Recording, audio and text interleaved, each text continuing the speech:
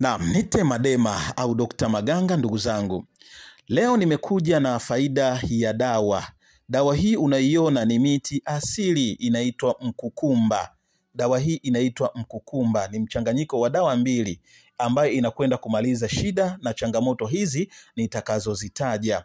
Kama una tatizo la kuvimba uso pamoja na macho, yani ukilala ukiamka asubuhi unakuta uso wako au macho yamevimba, sawa, dawa hii inakwenda kukusaidia. Lakini kama una changamoto ya mafuta mengi mwilini, hii dawa inakwenda kukusaidia. Unahitaji kuondoa sumu, makemiko makali ndani ya mwili, hii dawa inakwenda kukusaidia. Ni dawa ya kunywa, ni miti asili imetengenezwa, na hapa inachanganywa kwa sababu ya kupelekwa kwa mtu ya kwenda kwa sababu ya kwenda kumsaidia. Lakini pia una tatizo la miguu, yani miguu yako inavimba, yani miguu yako inavimba, tena inavimba kwelikweli, sawa. Kuna wakati mwingine unapata maumivu makali ya miguu, inapelekea miguu yako kuvimba. Kuna wakati mwingine hata miguu hayumi lakini unakuta inavimba. Basi hiyo tatizo dawa yake ni hii ambao unaiona hapa iko inatengenezwa. Lakini pia tatizo lingine, unakojoa sana hasa usiku, yani ninapofika usiku wewe unakojoa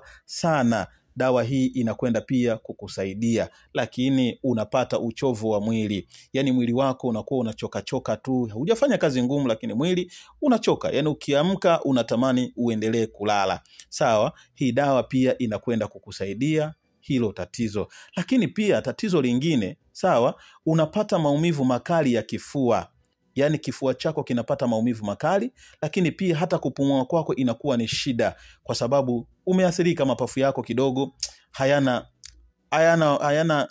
yani hayako vizuri. Itafute hii dawa kwa uwezo wa Mwenyezi Mungu.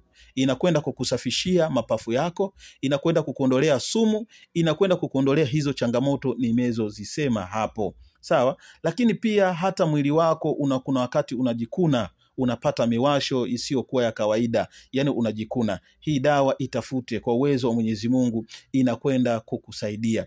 Dalili hizi nimezozisema, kuna wakati kuvimba kwa uso au macho, kuvimba kwa miguu, kukojoa mara kwa mara, uchovu wa mwili, kifua sijui na nini, yote hayo kuna wakati mwingine inaweza ikawa ni tatizo la figo. Na kama una changamoto ya figo, sawa, unaweza ukaenda ukapima.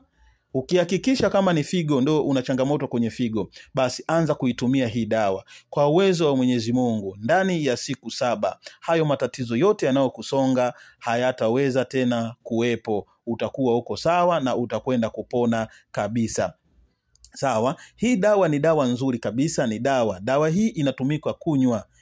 Unakunywa kwa maji ya moto, unachemsha maji